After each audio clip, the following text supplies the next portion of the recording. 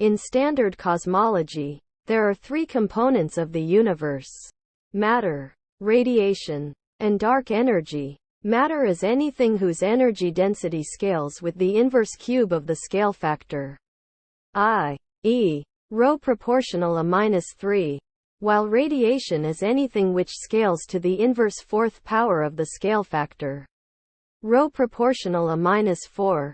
This can be understood intuitively. For an ordinary particle in a cube-shaped box, doubling the length of an edge of the box decreases the density, and hence energy density, by a factor of 8.23. For radiation, the decrease in energy density is greater, because an increase in spatial distance also causes a redshift. The final component is dark energy.